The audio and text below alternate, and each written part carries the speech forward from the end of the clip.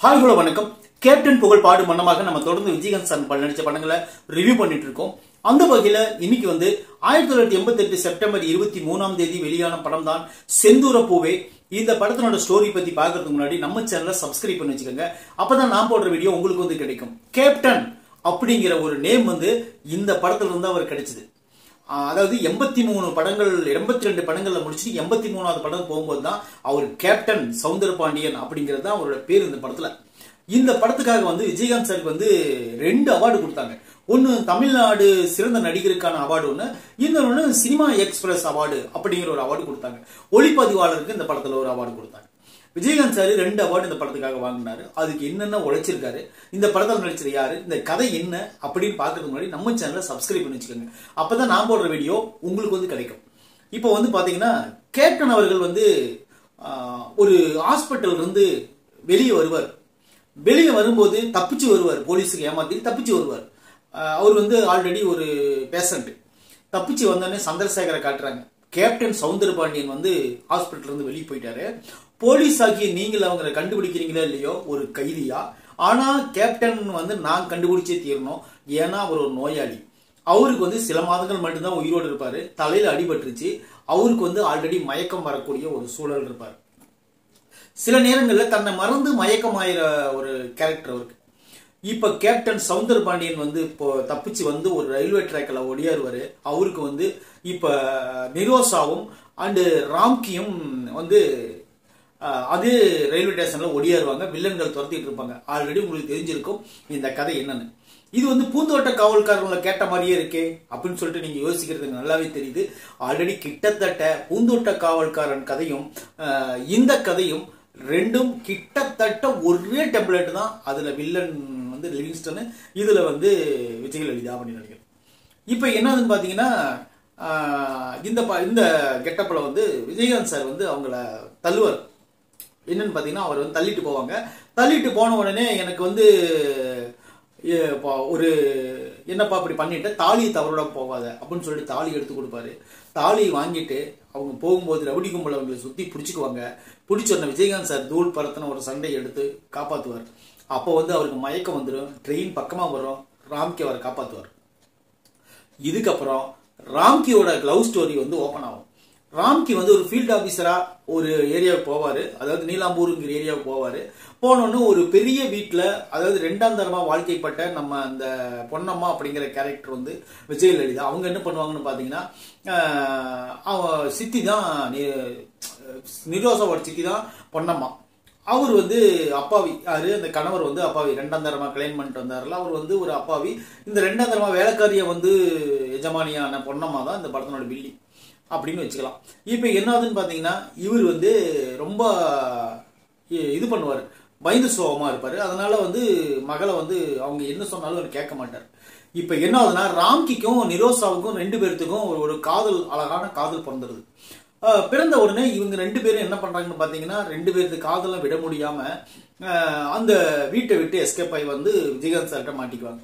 இப்ப விஜயகாந்த் சாரோட பிளாஷ்பேக் தனியா வரும். அவரோட பிளாஷ்பேக் என்னன்னு பாத்தீங்கன்னா அந்த ஊர்ல பெரிய ஒரு ரவுடியான ஆனந்தராஜ், அவரை ஸ்ரீபிரியா அவங்க காட்டி கொடுத்துருவாங்க போலீஸ்ல. காட்டி கொடுத்தோடனே விஜயகாந்த் சாருக்கும் ஆனந்தராஜுக்கும் முட்டிக்கும். இப்ப என்னன்னா ஆனந்தராஜை ஜெயிலுக்கு பிடிச்சு கொடுத்த உடனே இவங்க 2 பேரும் கல்யாணம் பண்ணிக்குவாங்க. ஸ்ரீபிரியாவும் விஜயகாந்த் சாரும் கல்யாணம் பண்ணோடனே ஒரு ஆர்மி, இவருக்கு ஒரு குழந்தைங்க இருக்கும். இப்போ ஆர்மியில இருந்து கிளம்பி ஆர்மிக்கு போயிடுவாரு. இடையில அந்த இவங்களுக்கு ஒரு பையன் இருப்பான். யாரு? பொன்னம்மா அப்படிங்கிற கேரக்டர் ஒரு பையன் இருப்பான். அந்த வில்லி கேரக்டர் ஒரு பையன் இருப்பான். அந்த பையன் விஜயகாந்த் சாரோட ஃப்ரெண்டா இருப்பான். அவன் தான் அந்த குடும்பத்தை பாத்துக்குவான். அவர் ஆர்மியில் இருக்கும்போது ஒரு அந்த ஸ்ரீபிரியாவுக்கு ஒரு அண்ணனா இருந்து அந்த குடும்பமும் அந்த குழந்தையும் பாத்துக்குவார் வர வரையிலும். இப்ப என்ன பாத்தீங்கன்னா அந்த ஆனந்தராஜ் ஜெயில இருந்து இந்த ஃபேமிலியை முடிச்சு கட்டிடுவார். விஜயகாந்த் சார் ஊர்ல இருந்து வர்றதுக்கும் இந்த ஃபேமிலியை முடிச்சு கட்டுறதுக்கும் கரெக்டா இருக்கும். இப்ப என்ன ஆகுதுன்னா அவரு சாகும்போது ஒரு சத்தியம் வாங்கி செத்துருவாரு. என்னன்னு பாத்தீங்கன்னா என்னோட தங்கையான நிரோசாவை அவ ஆசைப்பட்ட வாழ்க்கையை நீ சேர்த்து வைக்கணும் கேப்டன் அப்படின்னு சொல்லிட்டு சத்தியம் வாங்கிட்டு அவர் இறந்துருவாரு. அந்த சத்தியத்தை காப்பாத்துறதுக்கு தான் கேப்டன் சார் என்ன பண்ணுவாருன்னா ராம்கிக்கும் நிரோசாவுக்கும் கண்டிப்பா கல்யாணம் பண்ணி வச்சு அவனது எவ்வளவு எதிர்ப்பா இருந்தாலும் சரி, நாளைக்கே சத்தாலும் சரி, அவங்க நினைத்து கல்யாணம் பண்ணி வைக்கணும் அப்படின்னு முடிவு எடுத்துட்டு 2 பேர்த்தையும் சேர்த்து வைக்கிறதுக்கு போராடுற போராட்டம் தான் இந்த செந்தூர பூவே அப்படிங்கிற படம். இந்த படத்தினோட மொத்த கதையை இவ்வளவுதான். நான் ஃபுல்லாவே சொல்லிட்டு நினைக்கிறேன் இந்த கதையை. இந்த படத்துல வந்து நிறைய சீன்கள் வந்து விஜயகாந்த் சாருக்கு வந்து க்ளோஸ் அப்ல காட்டியிருப்பாங்க. விஜயகாந்த் சார் வழக்கமா நம்மள ஆக்ரோஷமா பேசி பார்த்திருப்போம். அதாவது வந்து கொஞ்சம் என்னன்றது அப்படி பேசி பார்த்திருப்போம். சில நேரத்துல இங்க போடுற அப்படி பேசி பார்த்திருப்போம். ஆனா இந்த படத்துல அப்படியே அடித்தொண்டையில மைல்டா பேசுவாரு. மனுஷன் பேசுற ஒவ்வொரு வார்த்தையும் அவ்வளவு ஒரு தெளிவாகவும் ஒரு நிதானமாகவும் இருக்கும். அதுவும் குறிப்பா அந்த பொன்னம்மா கேரக்டர்கிட்ட ஒரு தாம்பூல தட்டு எடுத்துட்டு போய் அந்த சம்பந்தம் பேசக்கூடிய அந்த சீன் இருக்கு பாருங்க, வேற லெவல். நான் நினைச்சேன்னா நாளைக்கு காலையில உன்னை வந்து கழுமரத்துல ஏத்த முடியும் ஊர் எல்லையில அப்படின்னு சொல்ல அந்த பொன்னம்மா கேரக்டர் சொல்லும். அதுக்கு நம்ம கேப்டன் சொல்லுவாரு, நான் உயிரோடு இருக்கும் போது மட்டும் இல்ல, செத்ததுக்கு அப்புறம் கூட இந்த உடம்ப தொட்டு பார்க்கறதுக்கு இன்னும் ஒருத்தனும் போறக்கல அப்படின்னு சொல்லிட்டு ஒரு பேசக்கூடிய அந்த வசனம் இருக்க, அது வந்து வேற லெவல் தெரிக்க விடுற வசனம். அந்த மாதிரி ஒரு கிளாப்ஸ், பயங்கரமான கிளாப்ஸ் அள்ளி இருக்கும். அப்புறம் வந்து பாத்தீங்கன்னா இந்த படத்துல வந்து நிரோசா சொல்லியே ஆகணும். நிரோசானுடைய அந்த தாவணி பாவாடியோட அந்த சூப்பரான ஒரு கிராமத்து பெண்ணாவே இந்த படத்துல இருப்பாங்க. சூப்பரா இருக்கும். அந்த சித்திக்கு அடிபணிஞ்சு மலையில முட்டி போட்டுக்கிட்டு இருக்கிறதும் சரி, அப்புறம் வந்து காதலனை பார்க்க முடியாம போயிடுச்சு கண் கலங்குற சீன்லயும் சரி, காதலன் இறந்துட்டான் அப்படின்னு சொல்லிட்டு ஆக்ரோஷமா அப்பா கிட்ட ஒரு வசனம் பேசுற இடத்துலயும் சரி, அப்பாவை எதிர்த்துக்கிட்டு கல்யாணம் பண்ணிக்க போற இடத்துலயும் சரி, எல்லா இடத்துலயும் நிரோசானோட கேரக்டர் அவ்வளவு சூப்பரா ப்ராப்பரா பண்ணி வச்சுக்கிறாங்க அந்த படத்துல. அதுக்கப்புறம் ராம்கி வந்து அப்போ வந்து வளர்ந்து வர்ற ஒரு ஹீரோ, அந்த அளவுக்கு ஒரு இம்பாக்டை ஏற்படுத்தக்கூடிய ஒரு ஹீரோ. அந்த கேரக்டருக்கு என்ன தேவையோ, அந்த அசோக் அப்படிங்கிற கேரக்டருக்கு என்ன தேவையோ அது அப்படியே திரை முன்னால அந்த ஃபீல்ட் ஆபீசரா வரும்போது சரி, அந்த பூ கொடுக்கும்போது சரி, அந்த பாடிட்டு அந்த ஆக்டிங் பண்ற சீனும் சரி, இந்த படம் முழுசு ராம்கி நிறைஞ்சிருக்கிற மாதிரி ஒரு சீன்களை எடுத்திருப்பாரு டைரக்டர் PR தேவராஜ். அப்புறம் என்னதுன்னு பாத்தீங்கன்னா இந்த படத்துல அந்த வில்லி கேரக்டர் அது சூப்பரா கிரியேட் பண்ணியிருந்தாங்க, அது நல்லா இருந்துச்சு. இன்னொரு விஷயம்னா இந்த படத்திலேயே எனக்கு ரொம்ப பிடிச்ச கேரக்டர் யாருன்னு பாத்தீங்கன்னா சந்திரசேகர். அவர் வந்து ஒரு டாக்டரா தான் வருவாரு, டாக்டர் வேலை தவிர எல்லா வேலையும் செய்வாரு. அந்த மாதிரி ஒரு கேப்டனுக்காக அவர் வந்து இறங்கி வந்து வேலை செய்வார். இப்ப என்ன வந்து பாத்தீங்கன்னா ஆபாவானன் படங்கள்னாவே அது ஒரு தனி ஒரு கெத்து. அவரோட படங்கள்னாவே ரொம்ப ஒரு அழுத்தமான ஒரு சீன் இருக்கும் அப்படிங்கிறது வந்து இந்த படத்துல நிரூபிச்சிருக்காங்க. என்னன்னு பாத்தீங்கன்னா இணைந்த கைகள் அப்படிங்கிற ஒரு படத்தை நீங்க பார்த்திருப்பீங்க. இணைந்த கைகள் படத்துல வந்து ஒரு நம்ம டெம்ப்ளேட் ஏற்றக்கூடிய ஒரு நம்ம வந்து ஒரு ஃப்ரெஷர் ஏற்கக்கூடிய ஒரு சீன் இருக்கும். என்னன்னு பாத்தீங்கன்னா ராம்கி வந்து அந்த பிரிட்ஜில் வந்து ஒரு கவுரு கட்டி தொங்கிட்டு இருப்பாங்க, ரோப்பு நடுவில் வந்து ராம்கி தொங்கிட்டு இருப்பாரு. அந்த கவுரு வந்து ஒரு மனை கீழே போயிட்டே இருக்கும், ராம்கி கீழே அந்த கவுத்தை பிடிச்சிட்டு கீழே போயிட்டே இருப்பாரு. இன்னொரு மனை வந்து அந்த கவுதத்தை அந்த ரோப்பை தாண்டறதுக்குள்ள அருண் பாண்டியன் போய் அந்த ரோப்பை பிடிச்சி தொங்கணும்னு 2 பேர் வந்து ஈவனா அப்படி நிற்பாங்க. அந்த சீன் வந்து இன்னைக்கு வரல இந்த மாதிரி சீன் வந்து வேற யாராலும் எடுக்க முடியல அப்படிங்கிறது ஒரு பெரிய ஒரு சேலஞ்சாவே இருந்துச்சு அந்த காலத்துல. நான்லாம் அந்த சீனை பார்த்து கியூஸ் பம்ப் ஆகி வெறித்தனமா கத்தின டைம் எல்லாம் இருக்கு. அந்த மாதிரி அது ஒரு சீன். இணைந்த கைகள் அப்படின்னாவே அந்த சீன் தான் ஞாபகம் வரும். நிறைய பேர்த்துக்கு இன்னுமே நம்ம இணைந்த கைகள் படத்தினா ஆபாவான் படம் தான், அது இன்னுமே அந்த சீன் தான் நம்மளுக்கு ஞாபகம் வரும். அதே போல இந்த படத்துல ஒரு சீன் இருக்கும். என்னன்னு பாத்தீங்கன்னா ஒகேனக்கல் பால்சல் வந்து ஒரு பெரிய ஃபைட் இருக்கும். அந்த ஃபைட்டை முடிக்கும் போது கரெக்டா நம்ம ராம்கி வந்து ஒரு பள்ளத்துல போய் மாட்டி கீழே போற டைம் விஜயகாந்த் சார் கையை பிடிச்சிக்குவாரு. பிடிச்ச உடனே இப்படி கையை இப்படி பிடிச்சிருப்பாரு. பிடிச்சிருக்கும் போது கொஞ்சம் கொஞ்சம் கொஞ்சம் இப்படி விலகும். ஏன்னு கேட்டீங்கன்னா அவர் வந்து அந்த சுயநினைவு இழந்து அவருக்கு அந்த மயக்க நிலை வந்துடும். இழந்துட்டு இருக்கும்போது கரெக்டா விடும்போது கரெக்டா இன்னொரு கை பிடிக்கும். யாருன்னு பாத்தீங்கன்னா சந்திரசேகர். உண்மையிலே அந்த டெம்ப்ளேட் ஏற்றக்கூடிய அந்த சூப்பரான சீன், அது ரொம்ப பர்ஃபெக்டா அந்த சீனை பண்ணிருப்பாங்க. அதே சீன் இங்க வச்சிருப்பாரு. இப்ப என்னதுன்னு பாத்தீங்கன்னா இந்த சீன்லாம் இருக்கட்டும் ஒரு பக்கம். இன்னொரு விஷயம் என்னன்னு பாத்தீங்கன்னா இந்த படத்துல செந்தில் இருப்பாரு. இந்த படத்துல செந்தில் காமெடி ஓரளவுக்கு நல்லா ரசிக்கும்படியா இருந்ததும். அப்புறம் பசி நாராயணன் அவர் வந்து அன்னக்காவடி அப்படிங்கிற அந்த பாத்திரத்தை எடுத்துக்கிட்டு சாமியார் வேஷத்துல வருவாரு.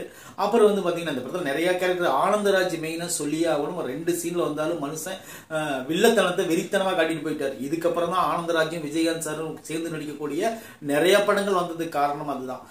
உண்மையிலே பர்ஃபெக்டா சூப்பரா இம்பாக்ட் செம்மையா பண்ணிருப்பாரு ஆனந்தராஜ். அந்த அளவுக்கு ஒரு சூப்பரான ஒரு வில்லன் அவர் இந்த படத்துல வச்சு. ஸ்ரீபிரியா மெயினா சொல்லணும். ஸ்ரீபிரியா வந்து விஜயகாந்த் சாருக்கு வந்து மனைவியா ஒரு 2-3 சீன்ல தான் நடிச்சிருப்பாங்க. அவங்களுக்கு அதிகமா ஸ்பேஸ் கிடையாது. ஆனா இருந்தாலும் ஸ்ரீபிரியா இந்த படத்துல வந்து விஜயகாந்த் சார் நடிச்சது ஒரு பேசப்படும்படியா இருந்துச்சு இந்த படத்துல. அது போல இந்த படத்துல வந்து மெயினா நான் இன்னொரு விஷயத்த நான் உங்களுக்கு சொல்ல மறந்துட்டேன். அது என்னன்னு பாத்தீங்கன்னா இந்த படத்துல வந்து மியூசிக் வந்து மனோஜ் கியான் மனுஷன் பாடல்களை செதுக்கி இருக்காரு. அந்த மாதிரி தான் சொல்லணும். அது குறிப்பா எனக்கு எல்லாம் ரொம்ப பிடிச்ச பாட்டு அந்த பாட்டு. என்ன பாட்டுன்னு பாத்தீங்கன்னா செந்தூர பூவே இங்க தேன் சிந்த பாபா அந்த பாட்டு. அப்பா அந்த பாட்டு ஒண்ணு. அப்புறம் இன்னொரு சோக பாட்டு ஒண்ணு வரும்.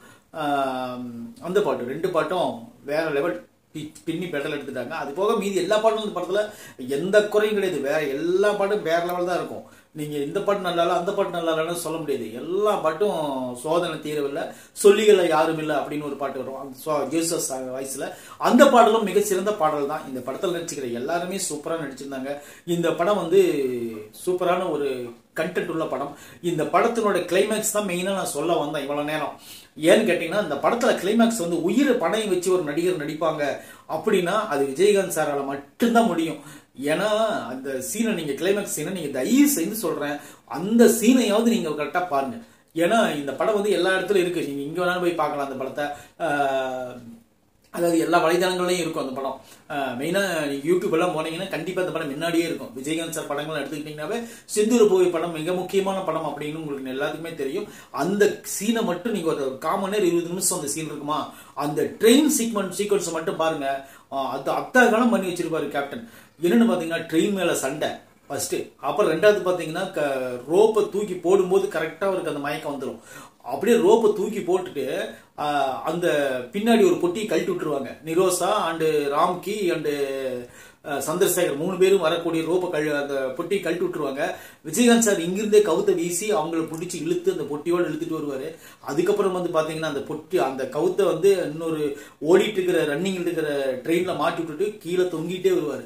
அதாவது 2 பாக்ஸுக்கு நடுவுல விஜயகாந்த் சார் தொங்கிட்டு வருவார். ட்ரெயின் போயிட்டே இருக்கும், இந்த 2 பாக்ஸுக்கு நடுவுல விஜயகாந்த் சார் தொங்கிட்டே வருவாரு. முதுகு தேயிற அளவுக்கு அதெல்லாம் எப்படி எடுத்தாங்க, ஒளிப்பதிவு எப்படி பண்ணாங்க, அந்த சண்டை காட்சி எப்படி அமைச்சாங்க, உண்மையிலே அதெல்லாம் மிராக்கள் தான். உண்மையிலே நீங்க அந்த சீனை பார்த்தீங்கன்னாவே நம்மளுக்கு வந்து இந்த அளவுக்கு ஒரு மனுஷன் வந்து ஒரு சினிமா மேல வெறியா இருக்க முடியுமா அப்படின்னு சீனு. அப்புறம் கிளைமாக்ஸ்ல நீங்க ஒரு சம்பவம் பண்ணுவாரு சந்திரசேகர்.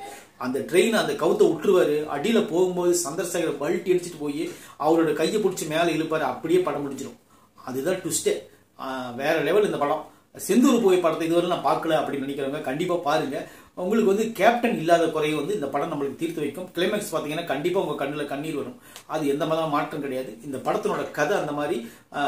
கிளைமேக்ஸ் வேற லெவல். எனக்கு ரொம்ப பிடிச்சிருந்துச்சு இந்த கிளைமேக்ஸ். திருப்திகரமான ஒரு படம் பார்த்த ஒரு ஃபீலிங் கிடைச்சது ரொம்ப நாளைக்கு அப்புறம். கேப்டன் புகழ் பாடும் வண்ணமாக நம்ம அடுத்தது என்ன படம் அப்படின்னு சொல்லிட்டு பார்ப்போம். அடுத்தது வந்து தென்பாண்டி சேமையிலே அப்படிங்கிற ஒரு படம். அந்த படத்தினோட ஸ்டோரி பத்தி நாளைக்கு பார்ப்போம். இந்த படத்தை நீங்க டைம் கிடைச்சா பாருங்க. உங்களுக்கு நல்ல ஒரு என்டர்டைன்மெண்டான படம் செந்தூர் பூவை. நன்றி, வணக்கம்.